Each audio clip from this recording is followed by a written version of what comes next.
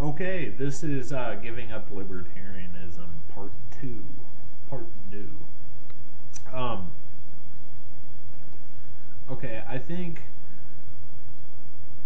the whole reason why libertarianism is unrealistic and why it can never work in practice is simply because human beings are too violent. We are violent social primates, and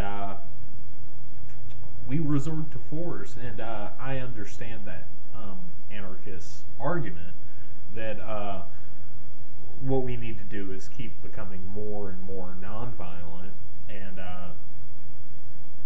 find different conflict resolution. However, I would argue against that ever really becoming possible, simply because okay, what am I trying to say? I don't think we're ever going to outgrow violence as a species. I have no confidence in that, and I mean, I think we can keep becoming less and less violent as a culture, because actually, statistically, I'm going to draw on some knowledge that conflicts with my idea. I know that's very controversial, but let me reason through this. Okay, I read this book called Freakonomics by a real famous economist. I can't remember his name. I don't have the book on hand anymore. I left it in Missouri. However, it was a book about statistics, and in it, I read the rates of murder since the 5th, 6th century AD, based on the records at the time up until now.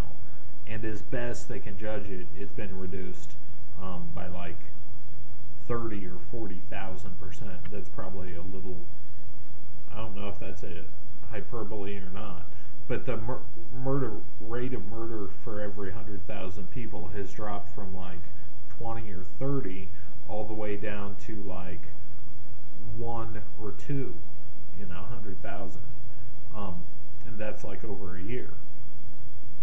So obviously we've made progress in this regard. However, I just think resorting to violence is a human characteristic that's always going to be exploited by those in power. And how do you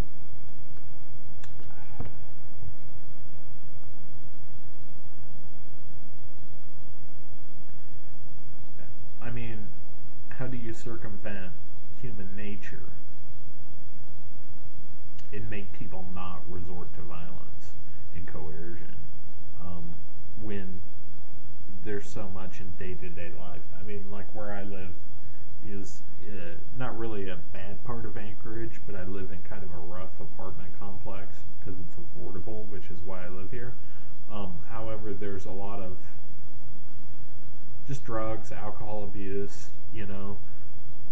You're going to enable people to have free access to drugs, okay? But obviously, methamphetamine habits are self-limiting in behavior. I mean, did you see this story about the guy in Miami that was caught chewing off the face of another homeless man? It's just one of those things where, I don't know. I don't think not having police would work. I've thought about it a lot. So I guess my argument is against,